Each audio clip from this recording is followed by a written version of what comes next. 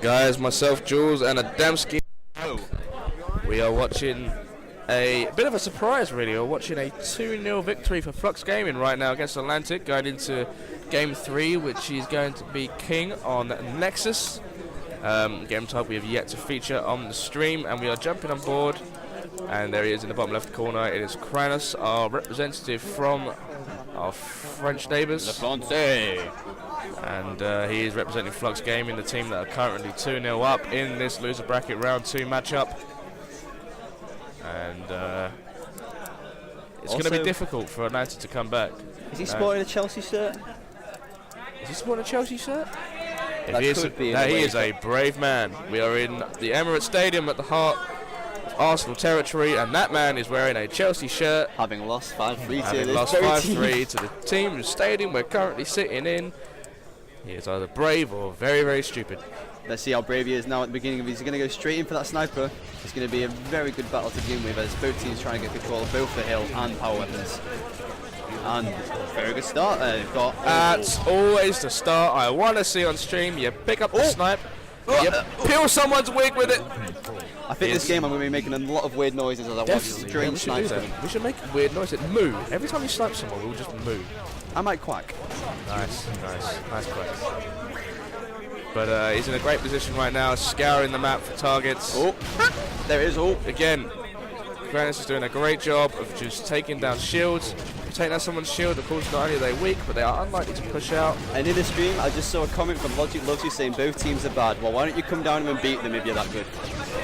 Adam giving it the big one, making a good point that, guys, if you think you can do any better than any of the teams on the stream, you should be here at the event, not at home, being a bit of an armchair warrior. Be a bit of a warrior at the event. Right now, we are seeing both teams vie for control of this top hill on Nexus. Atlantic it's definitely worth pointing out, though. I'm sorry to cut across your back. Flux Gaming aren't all using mix-ups. As you can see in the bottom right corner, they're using the Xbox Live app voice. Sorry. Are they really? Whereas on the other side, Atlantic all got PC 350s, all got headsets. All using mix amps, all having that joyous ability to be able to hear each other. Yeah, be able to hear each other, to be able to adjust their game volume, adjust their sound volume, have really clear communication. And somehow Flux Gaming, the unheard of team, are, they're currently 2-0 ahead. And Kranos is going in, man. He's going in hard. I've got to say, I'm very impressed that for such a great shots from Kranos. Unknown group of players, they're very good at watching each other's screens, they're pushing together, they're talking, and they're actually playing quite well as a team. There's a lot of things that you guys can't see from this one point of view, like the other players are doing. It's actually quite important to know that their teammates are actually really helping each other, and there's a lot of cover on the map for different spawns. He's also, he's backing down, obviously, at sensible points, but he's not losing map control. You'll see now he'll go to the top of that base, or he would have done if his teammates weren't there. But he's trying to always be in a position where he can help his teammates, and put shots on the other team. And that is a huge skill to have. That's something that's very overlooked. Just the ability to think, do you know what? Where am I going to actually be able to help my team, rather than where am I going to be able to stay alive? If you can do both at the same time, that is a great skill. And because of that, Flux Gaming really just taking the lead now. They were down by 20 seconds. All of a sudden, they're up by 10, 9 on the way. Oh! This guy's swimming! We have an Olympic diver amongst us. And I'm going to give that a 10. Yeah? I was going to go for the 9, but it was a bit of a belly flop. If he'd done a bit of a flip or a spin, that would have been awesome. Evade straight into the river, that would have been beautiful. Or even a bomb. If he just pulled his knees up and just bombed in the water, that would have been identical. Awesome. But right now, whilst we're admiring people's diving skills, we should probably admire Flux's skills, because they have taken this game over, and they are currently ahead on Game 3, Nexus King of the Hill, and if they win this, they will advance for our losers bracket, and Atlantic will be down and out. It seems the only noise coming from Atlantic is from their coach. It seems the rest of them are very serious. They do not want to lose. They're taking this absolutely as seriously as a funeral. Yeah, see, obviously I'm someone who's come from a coaching background, and it is important that you keep your team motivated, but if all you're doing is spending all your time shouting abuse when you don't even have a pad in your hand, and you're losing 2-0 and losing the game, you're still trying to shout abuse in, you're not doing your best as a coach. You're focusing so much on trying to get... That's a dirty little jump. What are you doing there? Focus did the business there. That was quite a filthy out DMR. Kranis had the first shot and he just managed to get tumper-rated. I don't know if I was more impressed with the fact that he choked or that little jump. I've not seen that. Have you not? Well, I'm not. You're too always dinosaur. I'm a little bit of a dinosaur. Prehistoric, sorry. I'm doing my marking. I'm a history teacher, guys, so I've got to do my marking, let alone like practice jumps on Nexus. But Coach Jules into teacher Jules. It's quite an evolution. it makes sense. Were you using rare candy or I've gone from teaching MVP to teaching 14-year-old girls now. an MVP will still? Which, of course, you know, MVP is probably quite similar to 14-year-old girls. Guys, I'm really impressed by this guy. He's got a solid shot on him, and his map movement is very impressive. And actually, generally, Flux Gaming, just as you said, despite the fact we've not heard of them, they're not experienced guys, you know, they're not even using mix amps, they're doing a decent job. Prismatic very happy with himself, clearing up and getting a nice double kill, and again, every time it appears that, what do you call it, that Atlantic are coming back into this game, Flux has shut them down. They've had a 10-second lead the whole game. It seems they just got a little lead and thought, you know what, we can just keep scrapping a bit of time each. So they get a bit of hill time, we'll get in after we've killed them. So it's not the most beautiful of Halo. It's not textbook. It's kind of back and forth, scrappy sort of. Let's see what we can make out of these little pushes here and there. There's no real obvious strategy, but it's definitely making me have a very good time. It's entertaining. Yeah. And I'm learning something new, which is always helpful. And this is, you know, this is still a close game. This isn't running away. The new sniper pops in roughly 5 seconds, and that will obviously dictate maybe some. With the hill moving too, it's obviously going to be a. That new sniper could dictate the way this game goes, but it's not, you know. And don't get me wrong, Flux haven't run away with this yet. And the bunking. They have impressed me. Bunking now in the hand. Oh, he loses the bunking. Please, someone, I want to see it in action. Just like we always love to see a jetpack sniper, we love to see a few nade launch kills. Big 4 dead there for Atlantic on Flux Gaming, and something like that, just a simple 4 dead. You can hear you heard them shout about it. That can give them a little bit of momentum, and right now, momentum is exactly what Atlantic need. Now let's see if they can formulate a push here from Flux Gaming. It seems they're doing exactly that as they back a few people off, push many different areas of the map, try and get the hill guy killed, but it's not enough, and I reckon this could be a huge momentum swing as they get those 4 down, and also a lot of control of the blue side of the map. Kranis trying to find any small gap, any nook or cranny to actually push in, and it always helps if you can absolutely smash someone with your DMR and stick yourself maybe. No, but always helps when you can add DMR the other team, and he's doing a great job of just putting constant pressure on the other team. That's what you need. You don't necessarily have to go in all guns blazing, just run in, get straight overkill.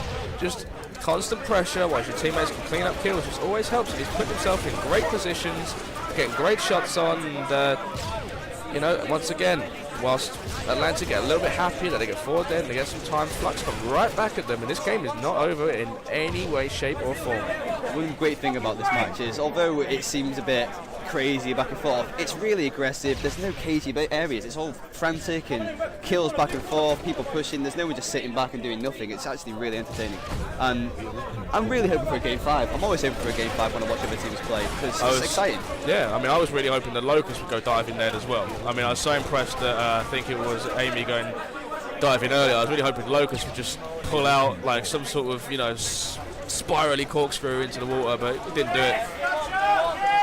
But right now the hill is about to move back to the top green. Back to the top middle bit. Where actually Flux seem to have a better job at getting control on these top hills. So it'll be interesting to see if they can make that count. That would have been an interesting angle if he did that headshot. I may have to run up there and kiss the man. Oh, he's quite a few missed shots here with that sniper. He's not going to be too happy about that. Let's see if he can finish this. Oh, that's always when he's helpful. under pressure, when there's a guy behind him shooting in the back, he can quick scope him. So maybe, you know, let's have the hard shots. Let's have the easy ones. Well, I reckon maybe he was just standing there, just waiting to get shot in the face. And as soon as that happened, oh, now we can hit some headshots. He was just displaying the fact, you know what, I can't hit him. I don't need to hit him when he's shooting me. Yeah, this is too easy. I'm going to wait till I'm getting shot before I If I'm not getting shot, it's not hard enough. I'm going to make this as hard as possible just to prove I'm better than you.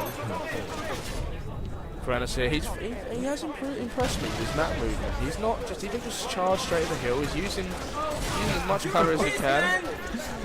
Now he's I'm got pretty a sure we all heard that. This is so back and forth, Adam. I can't quite keep track of what's going on. 1 minute, one team's in control, the next another. You know, from being 20 seconds up, they're now 30 seconds behind. Could this be the Atlantic comeback? We've seen in this game that half-a-minute lead is in favour of Atlantic, and they really, really want to stay alive in this tournament. They did not come here to go out in the loser bracket straight away, having not won a series.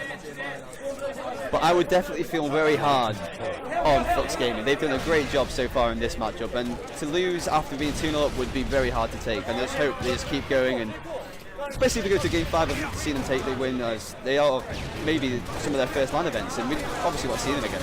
Yeah, I mean we all love the underdog story as well, of course, but we also all love Game 5. So I'm quite excited to see this go either way, really. And the next game type after this one, if Atlantic manage to take it, is Jules. It's Capture the Flag on Countdown, which is always an exciting game to watch. Many power weapons. And that has been alive with us throughout our whole reach. Everyone knows how to play it. They've been probably the most practiced map. There are no excuses. The map pool. No excuses. You jetpack out the map, I will cave your head in with your own pad. That's how much there are no excuses on Countdown CTF anymore. And nice Atlantic seem to put a little bit more of a stamp on this game than I thought they would. Atlantic seem to have stepped up that little bit. Their coach is getting them talking, their coach is getting them roaring. It's a very good push though here from Flux. They need to get inside of that red shotgun to force the spawns not to be there, but it doesn't seem that Atlantic are aware that they need to be. If you name that shotgun, it's obviously it's not obviously, it is the most important part of the map on these side hills. If you get in there, you can get spawns, you can also force the team to turn around. Once you're in, it is so hard to determine where the other teammates are going to be in terms of pushes. So if you watch the better teams like in Europe playing, that you'll watch them just fly over the street, get into the shotgun, and it's really difficult to deal with. Cheeky double. Great job by Kratos there. Nice double to clear out the hill and get his team back into it. They've managed to claw about 10 seconds back from their previous deficit. Now back in the hill and scrapping even more time together. We still have just under 4 minutes left on the clock. This game can still go either way. It is not set in stone. Like I said, either way we either get a nice Game 4 between these two teams, or we get to see the underdogs pull out a victory against Atlantic. And either way, I think we are in for a nice wild ride with 3.5 minutes left in this game. But that is all for dead for Flux Gaming. Atlantic now get control again, get a chance to set up and really steal away these last 20 seconds to help themselves to perhaps their first victory in this series. They are currently 2-0 down against Flux Gaming, and Atlantic are really looking to kick into one more gear. Now that jump up that you just did there, Jules, if you weren't aware of it, it was added for this map pool. So it wasn't there on the old Nexus, it was added recently. So it's not your fault for not knowing that was there. I'm too much of an old man. Ooh. I have to say, this has been incredible to watch so far, and Atlantic bringing it back. It's credit to them. They haven't choked. They haven't just stopped playing it for we're out of it and everything like that. They've carried on playing, and so far, 40 seconds up is quite commanding. Did I just generally hear a sit down bad kid? Sit down bad kid is sit down bad kid. One of the best. I've not heard that since 2005. It's been that long since I've heard a sit down bad kid. Let alone the fact that all 8 of these players have sat down. Sit down bad kid, still game cracking out. Good lord. And if you can hear a little girl giggling behind us, it is in fact Harry Thomas. Harry Lethal Thomas has entered the building. Halo royalty himself. Obviously not playing, too old. If I think of myself as a dinosaur, Harry is the bacterial ooze of the Halo world. He is before life itself. And he has joined us to watch some of this Halo-rich action, which is coming down to the wire in this last game. Atlantic have got themselves a nice lead. Here comes Kratos. There for him to get Did get a double kill. But 3 down. Could this be 4 down? If Locust falls down, that is 4 down.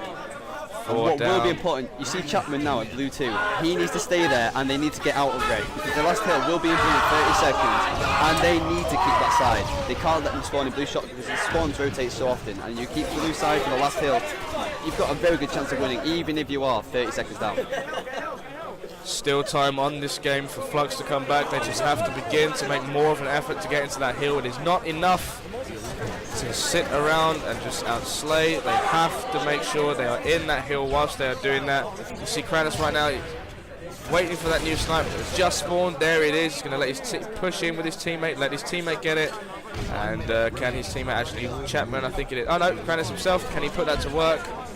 And this could be great for them. They've got blue complete setup. They've got sniper. Ooh. This is important. Get your DMR out. Oh, he's going for it. Nice, good job by Kranis. He has it right next to him. Oh God, this is huge. No, that could have been huge. They only have about 2 seconds. And it seems, finally, Atlantic are making some noise and they are going to take a game. That is game 3 to Atlantic. It still sits at 2-1 in favour of Flux Gaming, but we have more of the game. We have a lot of trash talk. Coming out of Atlantic. They seem to have forgotten the fact that they're actually 2-1 down, but never mind. Maybe this is the minute they need, though. You know, we'll let them have that one standing game. Up and shouting. It means you come into the next game thinking we've got this, especially when you're dropping plus 11s. Plus 11 is always a good way to win a game.